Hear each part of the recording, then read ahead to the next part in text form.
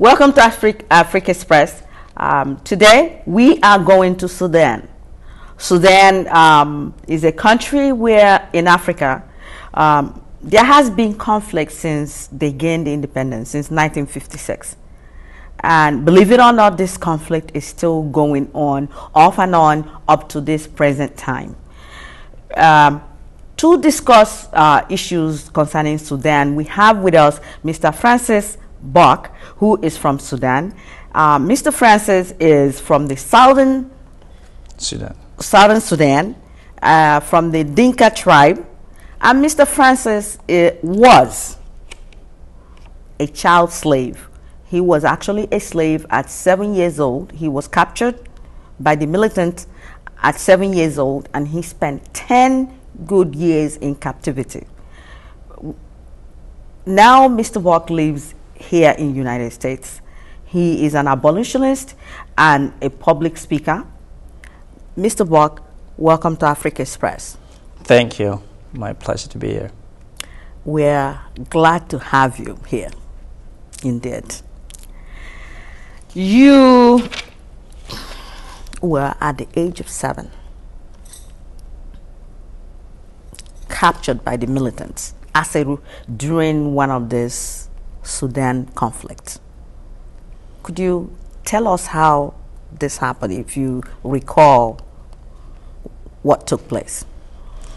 Indeed. Thanks once again for the platform to share here with the African brothers and all the viewers my personal story, and also to talk about the story of my country and my people.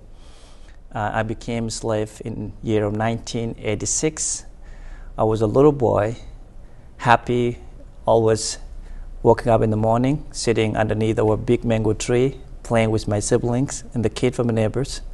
One of the evening, my mother came to me and she asked me, polite like you talk to your son, to go and do a favor for her. And that favor was, she asked me to go to local market, which is about 10 miles away walked.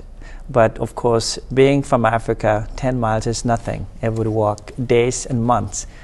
And she asked me to go sell eggs and peanuts. From that trip, I never came back home. I never actually seen my parents again. I never seen my mother, my father, my 2 sisters, and my brothers, including my half-brothers from other mother, and all the kids from my village. We went to that local market called Nyamlel, and we sat underneath the big tree, because sometimes when we say market, people get confused, particularly in the West, or maybe a country like USA, because market in these countries, and particularly in the US, is a big mall where there's a bunch of different shops. But in Africa, or in Sudan, South Sudan, the marketplace that I went to is actually underneath a big tree. People come from all different villages to sell and buy. And I was just sitting there next to adults selling eggs and peanuts, until suddenly when we heard about the gun shooting and smoke, and people were actually pointing towards my village where we left.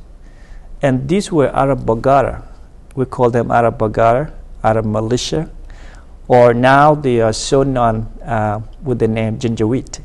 The same group of people, Arab tribes who've been actually empowered by the Khartoum government, the central government, the capital of Sudan in Khartoum, who actually gave these people weapons and telling them to go to the south to kill the men in particular and kidnapping women and children and even to steal our livestock. So I became a slave during their raid. When I watched adults being brutalized, men and women being killed just next to me, washing of blood running like water on a small river. Obviously, this is a difficult story for you to tell, and I have to ask, how did you survive such an ordeal for 10 years as a child?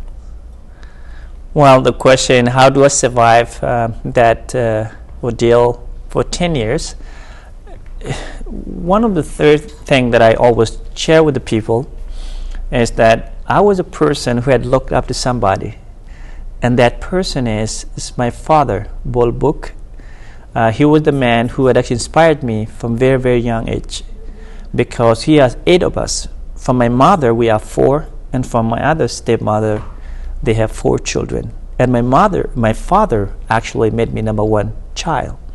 He called me Muchakro. That is my native language, and Muchakro means 12th man.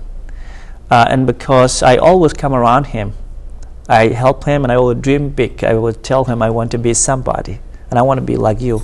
My father indeed was a farmer, a businessman. He was someone who always reached out to the community. He helped the community. And he actually said to me one of the day that when you become a grown-up man, you will do something that 12 men can do. So he called me Muchakro. And with that compassion for my father, I never gave up, even the day I was taken away from them. I knew that one day my father loved me dearly. He will come. Being young, I thought he will come and get me out from the captivity. Of course, it never happened for 10 years, and because the place was unknown where I was.